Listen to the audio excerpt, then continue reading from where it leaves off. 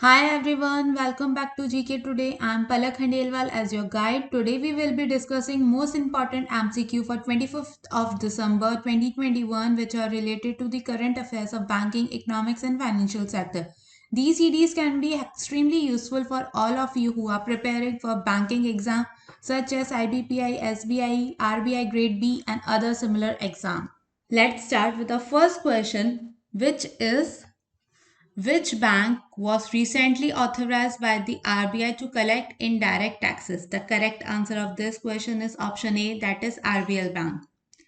Recently, RBL Bank has been authorized by Reserve Bank of India based on a recommendation from the Controller General of Accounts, Ministry of Finance and Government of India to collect indirect taxes and on behalf of the Central Board of Indirect Taxes and Custom.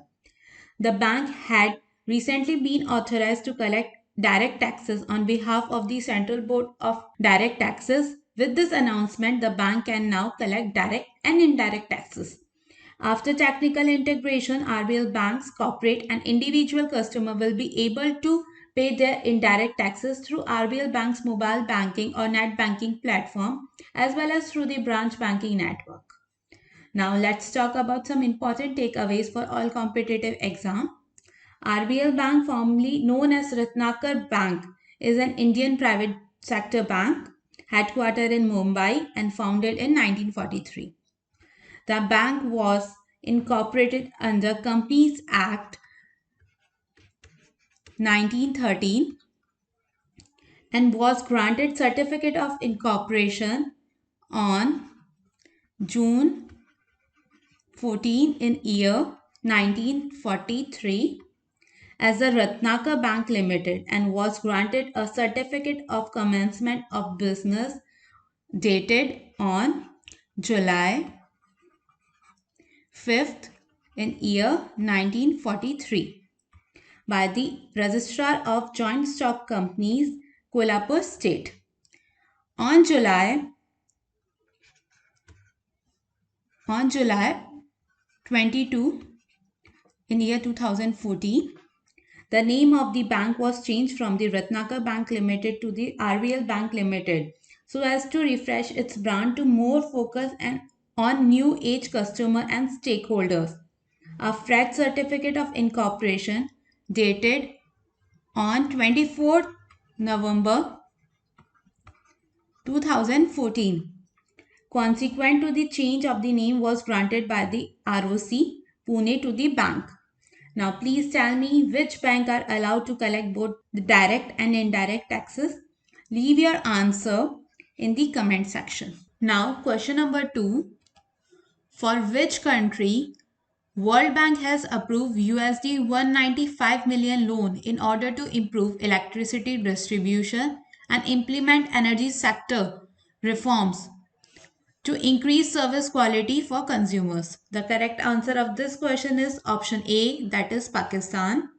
Recently, the World Bank's Board of Executive Director has approved USD 195 million loan for Pakistan in order to improve electricity distribution and implement energy sector reforms to increase service quality for consumer. The Electricity Distribution Efficiency Improvement Project will help distribution companies improve operation to manage the electricity supply more efficiently and increase the reliability of the electrical grid. It focuses on cost-saving interventions to increase revenue collection and reduce losses and on modernization operation by employing technology and information system. The project will also invest in climate resilient infrastructure, particularly grid stations and transmission lines, which are critical to distribution and utility services. Now let's talk about some important takeaways for all competitive exams.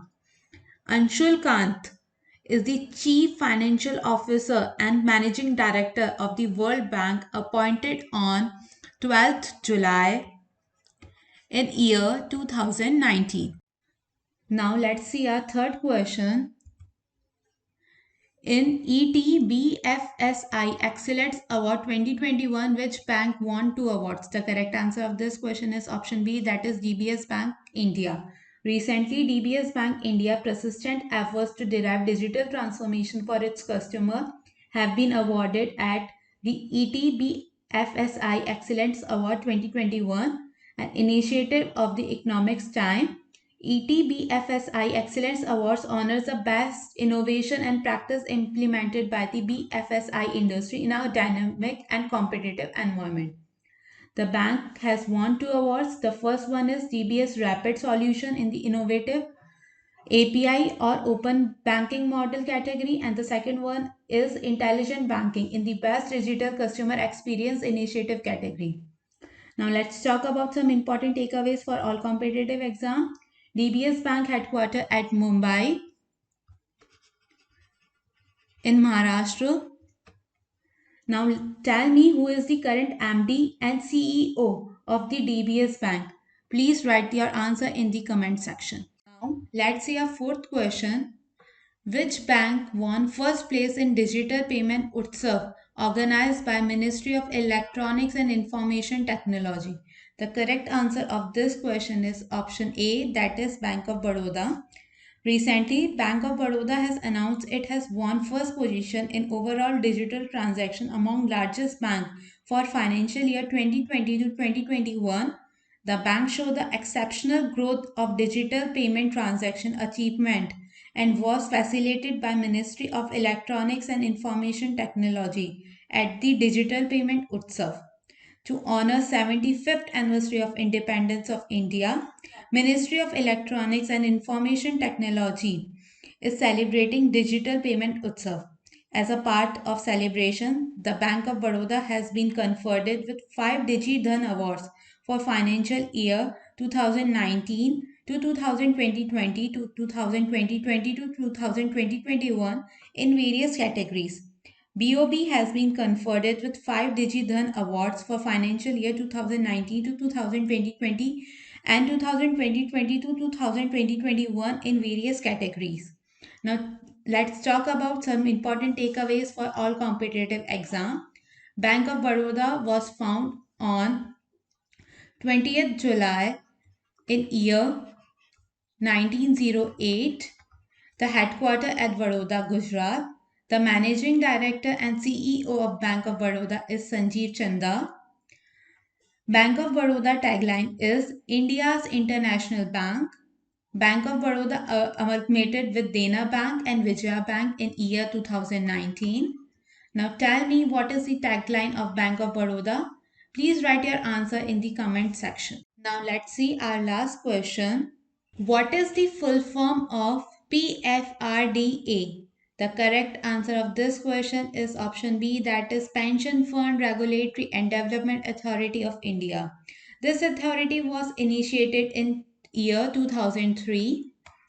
The body was set up with aim to promote, regulate and develop the pension sector in the country. The National Pension Scheme, that is NPS, was launched by PFRDA in year 2003 and thereby extended to the all section of citizens in year 2009. Pension Fund Regulatory and Development Authority comes under the jurisdiction of Ministry of Finance. The Pension Fund Regulatory and Development Authority Act was passed on 19 September 2013 and the same was notified on 1st February 2014. Okay. Recently, the number of subscribers in various schemes under NPS rose to the 475.87 lakhs by November and 2021 from 388.62 lakh in November 2020, showing a year-on-year increase of 22.45%. Now let's talk about some important takeaways for all competitive exam. Shri Supratim Bandyopadhyay ji is the chairperson of this authority and Shri Pramod Kumar Singh ji is the whole-time member of Pension Fund Regulatory and Development Authority of India. So that's it for today. I hope you liked this session. These were the important news and events for today which are related to the business, economics and financial sector.